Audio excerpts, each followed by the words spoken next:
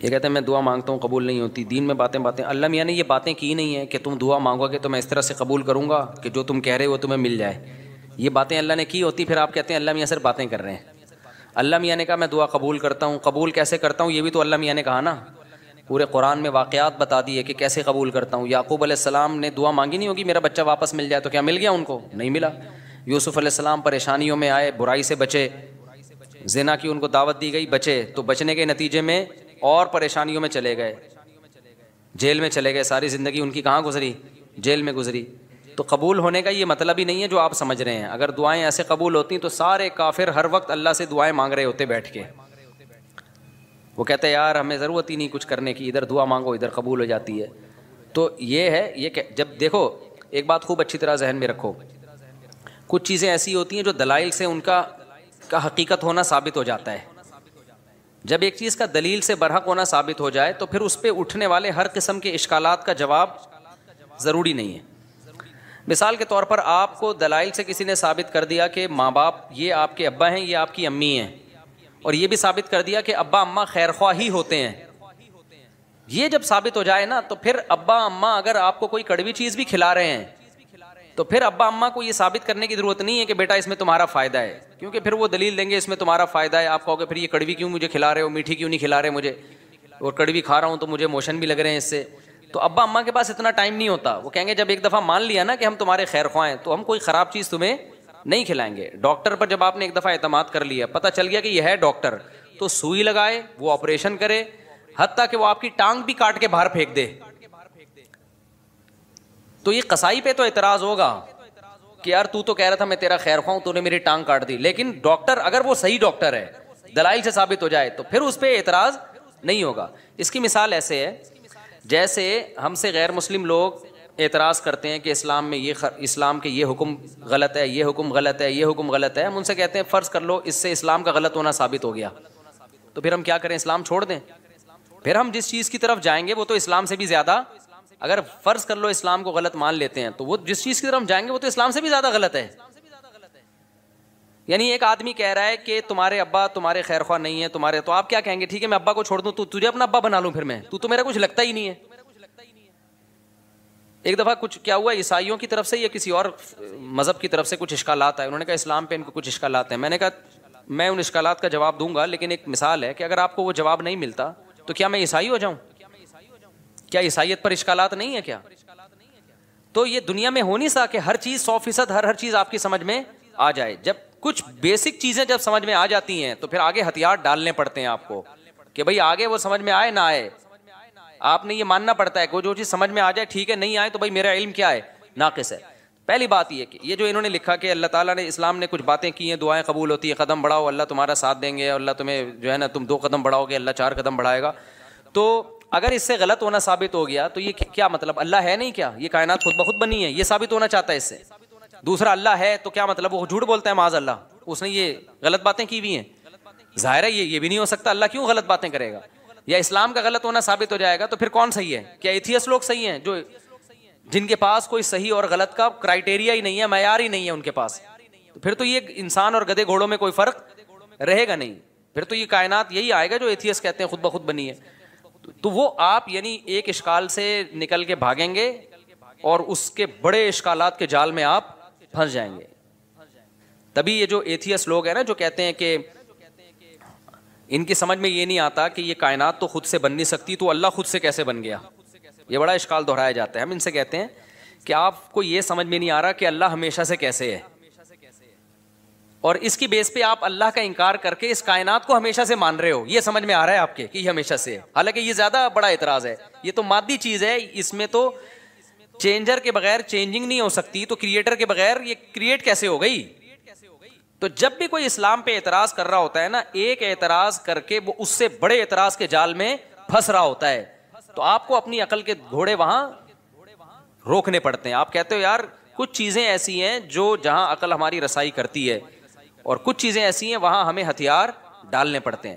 تو یہ نہیں ہو سکتا کہ کائنات خود سے بنی ہے, یہ بھی نہیں ہو سکتا کہ جس نے بنایا ہے اس نے انسانوں کو آزاد چھوڑ دیا ہو, کوئی ہدایت نہ دی ہو, اور یہ بھی نہیں ہو سکتا کہ وہ ہدایت اسلام کے علاوہ کوئی اور ہو, کیونکہ وہ قانون ہمیں ہدایت اسلام میں ہی ملتی ہیں, اس کے علاوہ کہیں اور نہیں ملتی. اب اگر اسلام ایک بات کہہ رہا ہے تو اس کا ظاہر آپ کی سمجھ میں نہیں آ رہا تو بھائی پھر آپ دوسری آیتیں اور دوسری احادیث اور قرآن کی دوسری آیتیں ملا کے دیکھو گے تو آپ کو اس کا مطلب سمجھ میں آئے گا. اللہ نے یہ باتیں کی ہی نہیں ہے. جو کہہ رہے ہیں نا اسلام تو باتیں کرتا ہے, عملی طور پر تو کچھ نظر نہیں آتا. یہ بہت سے لوگوں کو اشکال ہوتا ہے, کتنی زیادہ تر عاشقوں کے ساتھ ایسا ہوتا ہے. ایک عاشقہ تھی, ڈاکٹر پہ عاشق ہو گئی تھی. یہ 10 سال پرانی بات ہے, اب سمجھ میں نہیں آئے گا کس کی بات ہو رہی ہے. اس نے مجھے بتایا میں اللہ سے دعائیں مانگ مانگ کے تھک گئی. وہ ہاؤس جاب میں اس کے ساتھ جاب کرتا تھا نا, وہ لڑکا بھی ڈاکٹر بنا تھا, یہ بھی ڈاکٹر بننی تھی.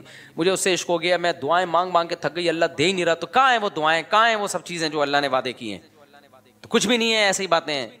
کچھ لوگ کیا کرتے ہیں, ہمارے محلے میں ایک صاحب بیمار ہو گئے تو ان کو کسی نے بتایا کہ یہ وظیفہ پڑھو, قرآن کی یہ آیتیں پڑھو, ٹھیک ہو جائیں گے تمہارے ابا. وہ سارا دن پڑھتے تھے, آیت کریمہ بھی پڑھی, وہ پھر ابا کا پھر بھی انتقال ہو گیا. اور انتقال بھی ایسے ہوا کہ ڈاکٹروں نے کہا تھا کہ احتیاطاً آپریشن کروا لیں آپ.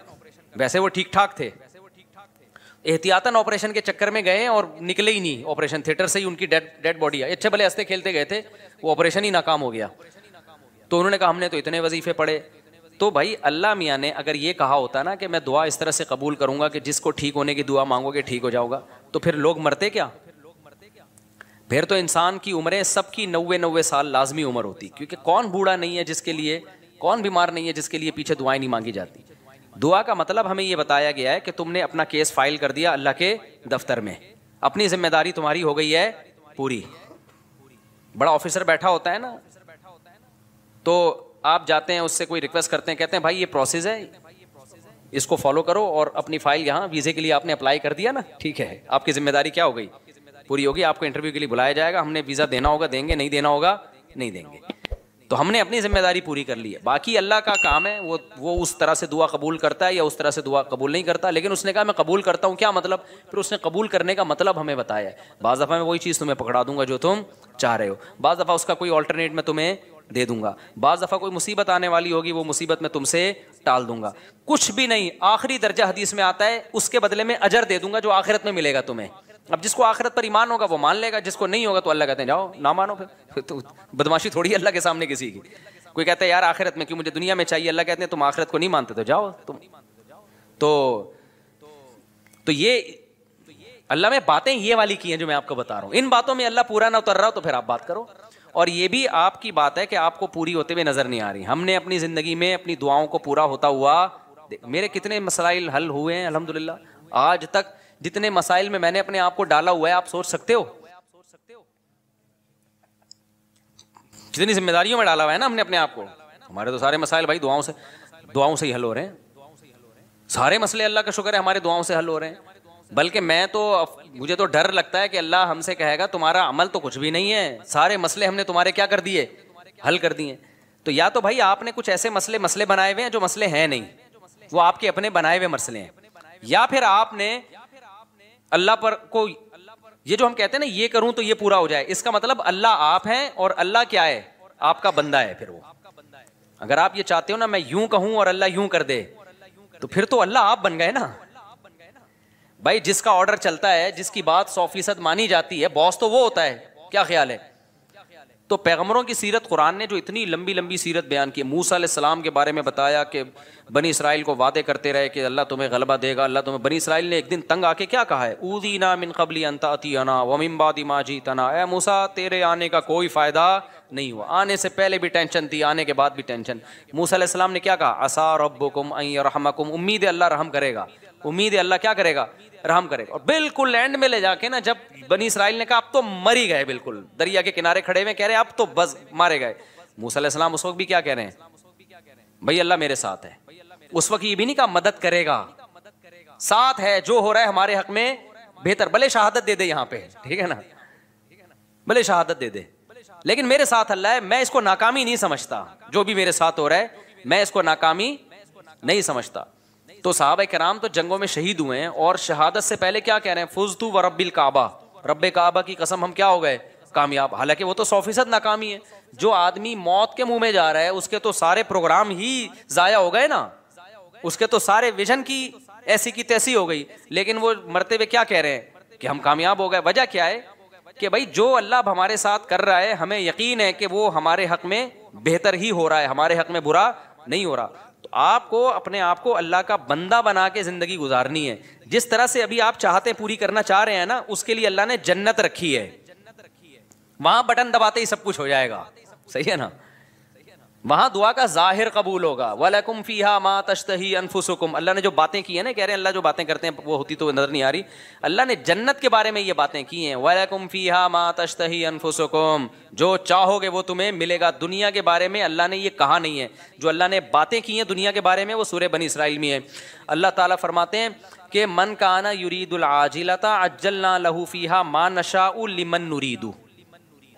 یہ اللہ کے الفاظ ہیں سورہ بنی. یہ باتیں کی اللہ نے کہ جو دنیا میں نعمتیں چاہتا ہے نا, مجھے یہاں میری شادی ہو جائے, یہ والی جاب مجھے مل جائے, یہ کام میرا ہو جائے, یہ فلانا کام میرا ہو جائے, یہ ساری جو چاہتے ہیں یہ دنیا کی چاہتے ہیں نا, اللہ کہتے ہیں کہ جو شخص من کان یرید العاجلۃ, جو دنیا کی زندگی چاہتا ہے, عجلنا له فیہا ما نشاء, تو ہم اس کو اتنا دیں گے جتنا ہم چاہیں گے. اس کے مطالبے پر نہیں دیں گے ہم اس کو کہ جتنا یہ مانگ رہا ہے یا جتنا یہ اسٹرگل کر رہا ہے نا. بہت سو کی اسٹرگل کی ایسی کی تیسی ہو جائے گی. بہت سو آپ نے دیکھا ہوگا نا 7 کامیاب لوگوں کی 7 عادتیں, وہ جو کتابوں میں لکھا ہوتا ہے, تو وہ 7 سے 14 عادتیں ہوتی ہیں بعض لوگوں میں, پھر بھی ناکام ہو جاتے ہیں. انہوں نے صرف کامیاب لوگوں کی کتابوں میں لکھا ہوا ہوتا ہے کہ جو دنیا کے بڑے بڑے کامیاب لوگ ہیں ان میں یہ خصلتیں پائی جاتی تھیں. آپ نے کیا کیا, وہ خصلتیں اپنے اندر پیدا کر لیں, پھر بھی ناکام ہی ہو گئے آپ. تو اس پہ بھی کتابیں آنی چاہیے کہ 7 کامیاب لوگوں کی علامتیں جو 25 ناکام لوگوں میں پائی گئی ہیں. تو اللہ میاں نے جو باتیں کی ہیں, جو یہ کہہ رہے ہیں اللہ میاں صرف باتیں ہی کرتے ہیں, پورے تو ہو نہیں رہے, تو اللہ میاں نے جو باتیں کی ہیں دنیا کے بارے میں, جو اللہ میاں نے باتیں کی ہیں, من کان یرید العاجلۃ, اللہ کہتے ہیں جو دنیا کی نعمتیں چاہے گا, عجلنا لہ فیہا ما نشاء, ہم اس کو دنیا میں دے دیں گے جتنا ہم چاہیں گے, جتنا یہ مانگ رہا ہے, جتنا یہ چاہ رہا ہے. اگر ایسا ہوتا تو زرداری 5 سال کے لیے صدر بنتا, پھر اگلے 5 سال کے لیے پھر دوبارہ زرداری صاحب نے بن جانا تھا, اگلے سال کے لیے بھی سارے ہی بن رہے ہوتے صدر. اور سسٹم نہ چلتا جو ابھی ہماری کنٹری میں کیا چل رہا ہے, سسٹم چل رہا ہے. دوسرا اللہ فرماتے ہیں لمن نرید, فرمائے یہ تھوڑا بھی اس کو ملے گا جس کو ہم چاہیں گے, جتنا ہم چاہیں گے, جس کو ہم چاہیں گے. یہ ہے یہاں پہ دنیا کی بات. آخرت کی اللہ فرماتے ہیں ومن اراد الآخرۃ وسعى لها سعيها وهو مؤمن فاولئک کان سعیهم مشکورا. جو آخرت چاہے گا اور اس کی قواعد پورے کرے گا, ان کو ان کی محنت سے یقینی بھی ملے گا اور زیادہ بھی ملے گا. اب ان کا اگلا سوال دین کے بارے میں کہ میں تو توبہ کرتا ہوں, تو توبہ پہ بھی قائم نہیں رہتا, تو اللہ تو وہاں بھی مدد. بھائی یہ کہہ رہے ہیں میں گناہ سے توبہ کرتا ہوں پھر توبہ ٹوٹ جاتی ہے, تو اللہ تو مدد کرے نا, میں جب توبہ کروں تو قائم رکھنے کی توفیق دے مجھے. پھر یہ بہت سے لوگوں کے ساتھ ہوتا ہے یہ. بھائی آپ جو توبہ کر رہے ہو نا, توبہ ٹوٹ رہی ہے تو اللہ نہیں توبہ توڑ رہا, آپ نے خود گناہ کر کر کے اپنے آپ کو گناہ کا عادی بنا دیا ہے, لت پڑ گئی ہے آپ کو. اور جو بار بار گناہ سے توبہ ٹوٹتی ہے نا, یہ انہی کی ٹوٹتی ہے جو پہلی دفعہ جو گناہ کرتے ہیں وہ توبہ پہ قائم بھی رہتے ہیں. 25-26 دفعہ طبیعت سے گناہ کرنے کے بعد پھر توبہ کرتے ہیں, پھر کہتے ہیں توبہ ہماری کیا ہو جاتی ہے. جب آپ نے سٹے کا عادی بنا دیا اپنے آپ کو, تو پھر تو آپ کا دل للچائے گا نا. تو یہ الزام اللہ کو کیوں دے رہے ہو, یہ تو آپ کا جرم ہے, خود اپنے آپ کو عادی بنائے. تو جتنا گناہ کرنے میں مزے اڑائے ہیں, اب چھوڑنے میں اسٹرگل بھی اتنی ہی کرنی پڑے گی. ایک بات. دوسری بات یہ کہ آپ گناہ سے توبہ صحیح طرح سے کر نہیں رہے. بعض دفعہ گناہ سے توبہ کرتے ہیں, اس کے وہ جو گناہ کے قریب لے جانے والی چیزیں ہوتی ہیں نا, وہ نہیں چھوڑ رہے ہوتے, وہ نہیں چھوڑ رہے ہوتے. اب کسی کو عادت پڑ گئی ہے فحش فلمیں دیکھنے کی, تو بھائی بند کمرے میں کمپیوٹر کیوں رکھ رہے ہو آپ اپنے آپ کو بزی کیوں نہیں کر رہے, آپ شادی کیوں نہیں کر رہے. اور اگر شادی کے بعد بھی عادت چھوٹ نہیں رہی ہے آپ کی, تو آپ اپنے اوپر سزا کیوں متعین نہیں کر رہے. آپ گناہ کرتے ہو تو سزا تو دو نا اپنے آپ کو, ایسے ہی کیوں چھوڑ رہے ہو آپ اپنے آپ کو. آپ کا بچہ 1 دفعہ غلطی کرے گا, 2 دفعہ, پھر تیسری دفعہ میں آپ کیا دو گے, سزا دو گے نا آپ اس کو. فوج میں 1 غلطی ہوگی, فوجی دوسری غلطی کرے گا, پھر کورٹ مارشل ہوگا اس کا. دنیا میں کہیں بھی وداؤٹ پنشمنٹ جو ہے کہیں بھی سسٹم نہیں چلتا. سسٹم تو چل سکتا ہے, سسٹم نہیں چلتا. تو آپ گناہ کو چھوڑنے کی پراپر کوشش کرو. بڑے بڑے لوگ, 100 آدمیوں کے قاتل نے پکی ڈھکی توبہ کر لی تھی, جس کو قتل کی عادت پڑ گئی تھی. بڑے بڑے لوگ ولی اللہ گزرے, سارے ہم پیدائشی ولی اللہ تھوڑی تھے. تو خاندانی طریقے سے گناہ سے توبہ کی کوشش کرو. اس کا فائدہ کیا ہوگا, ایک دم نہیں چھوٹے گا تو آہستہ آہستہ چھوٹ جائے گا. اور دوسری بات یہ کہ جو اللہ کہہ رہا ہے کہ میں تمہارا ہاتھ تھاموں گا, اس نے تھامنے کا مطلب کیا بتایا ہے. اس نے کہا توبہ کر لو نا, معاف کر دوں گا. اس سے بڑا آپشن اور کیا ہے, بھلے دوبارہ ہو جائے. صحیح ہے نا, دوبارہ ہونے سے پرانی توبہ کینسل نہیں ہوگی. اور کیا چاہیے بھائی, ایک گناہ آپ سے ہو گیا, آپ نے گڑ گڑا کے توبہ کی, توبہ کرتے ہوئے نیت تو آئندہ دوبارہ نہیں کروں گا, پھر اسباب بھی اختیار کیے کہ نہ ہو, غلطی سے ہو گیا, تو فوراً تھوڑی اللہ جہنم میں ڈال رہا ہے آپ کو پھر توبہ کا موقع دے رہا ہے, آپ توبہ کرو. تو آپ مایوس کیوں ہو رہے ہو؟ ہمارے ایک دوست تھا بہت گناہوں میں ملوث ہو گیا تھا, تو میں نے اس کو کہا توبہ کرو, ایک بزرگ کے پاس لے گیا, اس نے توبہ کی, دوبارہ اس سے غلطی ہو گئی, مجھے کہتا ہے یار پھر توبہ کی, پھر میں لے گیا, میں نے کہا بیٹھا کر یہاں اللہ والوں کے پاس, پھر وہ پھر دوستوں میں بیٹھنا جو, پھر توبہ غلطی ہو گئی, پھر میں لے گیا, ایک بزرگ تھے ان کے پاس لے گیا, یار ادھر بیٹھا کر اللہ کچھ سنا کر, کہہ رہا ہے یار اب تو مجھے اب توبہ کرتے ہوئے شرم آ رہی ہے, اللہ میں بھی بولے گا گناہ کرتا ہے پھر توبہ کر رہا ہے. تو میں نے کہا کمبخت شرم توبہ توڑتے ہوئے آنی چاہیے, کرتے ہوئے نہیں آنی چاہیے. توبہ توڑتے ہوئے شرم آنی چاہیے کہ کتنی گڑ گڑا کے اللہ سے توبہ کی تھی, اب نہیں کروں گا, بے شرم بن کے دوبارہ کیا کر رہا ہے. جو شرم ادھر آنی چاہیے تھی وہاں آ نہیں رہی, جہاں نہیں آنی چاہیے وہاں آ رہی ہے شرم. تو اللہ میاں کے سامنے یہ آزار قیامت کے دن نہیں چلیں گے. تو اس لیے بھائی بار بار ہو رہا ہے, بار بار توبہ کرو. اللہ میاں نے آپشن رکھا ہوا ہے, تبھی یقینی جہنمی کسی گناہگار کو نہیں کہا جا سکتا. عین ممکن ہے آپ کی اس اسٹرگل کی بیس پہ اللہ کہے چل بھائی کوشش میں لگا ہوا تھا, تو بھائی آپ اسٹرگل میں لگے رہو, مایوسی کی باتیں مت کرو. ہم اللہ کے بندے ہیں, غلام ہیں, ہم اس زمین کے باپ نہیں ہیں. مغفرت کے دروازے کس کے ہاتھ میں ہیں؟ تو جھکے رہو گے اللہ کے سامنے, لگے رہو گے. ہو سکتا ہے اللہ ویسی کسی فرشتے کو بولے اس کو ٹھڈا مار کے جنت میں بھیج کے, تو جنت میں جانے والا بنتا نہیں تھا, بنتا نہیں تھا, چل جا یار کیا کر, کوشش میں لگا ہوا تھا, چل جا جنت. بعض دفعہ ایسے ہوتا ہے نا کہ کوئی چپک جاتا ہے آپ سے, کوئی بھکاری, آپ کو پتا ہے یہ مستحق نہیں ہے, لیکن جان چھڑانے کے لیے آپ کہتے ہیں ایک لات مار کے اس کو 50 روپے دفع ہو یہاں سے, یہ پکڑ پیسے جا. تو ہو سکتا ہے اللہ کی رحمت جوش میں آئے, اللہ کہ توبہ کرتا تو رہتا تھا نا, گناہ پہ ڈٹ تو نہیں گیا تھا نا, اس کو ندامت تو تھی, روتا تو تھا. تو اللہ میاں ہو سکتا ہے کوئی فرشتے سے کہیں اس کو بنتا نہیں ہے اس کا جنت میں جانا, لیکن اس بغیرت کو بولو دفع ہو جنت میں, شاید اللہ کر دے. لیکن اگر یہ اسٹائل ہے نا, جو یہ والا اسٹائل ہے کہ اللہ میاں باتیں کرتے ہیں پوری کرتے نہیں ہیں, میں تو توبہ کی کوشش کر رہا ہوں, ہوتا کچھ بھی نہیں ہے, پھر تو مایوسی ہے. اللہ کے سامنے جو اکڑ گیا تو اللہ کا شیطان اکڑا ہے یار, اتنا پرانا تعلقات اس کے اللہ سے, وہ اکڑا ہی تو تھا, تو اللہ کا کیا بگاڑ لیا اس نے. تو اللہ کے سامنے اللہ کے سامنے گنہگار جو تواضع کرنے والا ہو اس کی ویلیو زیادہ ہے, پرہیزگار جو اکڑ دکھانے والا ہو اس کی اللہ کے ہاں ویلیو بولو نہیں ہے. تو کبریائی صرف اللہ کے لیے, تو اللہ کا کچھ نہیں بگاڑو گے ایسے اشکالات کر کے. ایک دفعہ حکیم الامہ مولوی تھانوی رحمۃ اللہ کے پاس ایک پروفیسر آیا, کہتے ہیں مجھے اسلام پہ کچھ اشکالات ہیں. انہوں نے جواب دیے, اس کے اشکال دور ہو گئے. پھر آیا یار مجھے کچھ مزید اشکالات بھی ہیں, انہوں نے وہ بھی جواب دے دیے. پھر آیا, اس کو پھر پتہ چل گیا کہ اس کو اشکالات کی بیماری ہے, اس کو اشکالات نہیں ہے, اس کو ویسی کوئی مسئلہ ہے. تو پھر اس نے آیا کہنے لگا اصل میں یہ ایکچولی اشکال ہے. مولوی تھانوی رحمہ اللہ نے پھر اس کو سمجھایا. پھر 4-5 دفعہ آیا, انہوں نے بولا تیرے جیسے لوگوں کی اسلام کو بالکل ضرورت تھی, تو مرتد ہو جا, دفع ہو جائے یہاں سے. وہ ٹھیک ہو گیا. اس نے کہا میرے سارے اشکالات دور ہو گئے, کیونکہ اس کے دماغ میں یہ بیٹھ گئی تھی یہ بات, تکبر آ گیا تھا کہ گویا اسلام کو میری ضرورت ہے, اور گویا جو ہے نا یہ علماء بیٹھ کے مجھے ہی سمجھاتے رہے بیٹھ کے, اور ایکچولی یہ اور یہ اشکال یہ جب اس کو اس کی اوقات دکھا دی نا کہ جہاں اتنے لوگ جہنم میں جائیں گے 2-4 اور چلے جائیں تو اس سے ہماری صحت پہ کوئی فرق نہیں پڑے گا, جہاں اللہ اتنے لوگوں کو اٹھا کے جہنم کی آگ میں پھینکے گا تو بھی چلا جائے گا, تو کوئی تیرے اشکالات کی حل ہونے کی ضرورت نہیں ہے, مرتد ہو جا. اس کے سمجھ میں آ گیا کہ بھائی اسلام میری ضرورت ہے, اسلام کو میری ضرورت نہیں ہے, مجھے اسلام کی ضرورت ہے. تو بعض دفعہ یہ بھی ہوتا ہے کہ انسان اپنے بارے میں نا بہت زیادہ خوش فہمیوں کا شکار ہو جاتا ہے. بھائی اللہ کے سامنے گڑ گڑائے, جھکے رہے اللہ کے سامنے, تو پروگرام کامیاب ہونے کی چانسز ہیں. بھلے گناہوں سے توبہ کرنے میں ہی زندگی گزر جائے, لیکن اگر اکڑ دکھانا شروع کر دی نا کہ یہ تو ہوتا ہی نہیں ہے, مایوسی کی باتیں, یہ تو سب ایسا ہی ہے, تو پھر اللہ کہتے جاؤ, شیطان کو نہیں چھوڑا جو اتنا اللہ کا عبادت گزار تھا, تم کس کھیت کی مولی ہو. شادی میں جو شیروانی کے ساتھ پگڑی ہوتی ہو, کیا وہ غیر مسلم کی مشابہت نہیں ہوگی؟ بھائی غیر مسلم کے ساتھ مشابہت, پگڑی تو مسلمانوں کا شعار ہے. ماں کے کہنے میں شادی میں ہی تو پگڑی کتنے اب دولہا پہ جچ رہی ہوتی ہے, دولہا لگ رہا ہوتا ہے, وہ سول ڈریس میں لوگ آ جاتے ہیں میرے پاس نکاح پڑھوانے کے لیے, پتہ ہی نہیں چل رہا ہوتا ہے اس میں دولہا کون ہے اور اس کے دوست احباب کون ہیں. دوست نے زیادہ اچھے کپڑے پہنے ہوئے ہوتے ہیں. ایک دفعہ تو ہوا دولہا ایسے ہی عام کرتے شلوار میں تھا اور دوست تھا وہ شیروانی میں, میں اس سے قبولوانے لگا تھا. یہ ہوا ہے میرے ساتھ.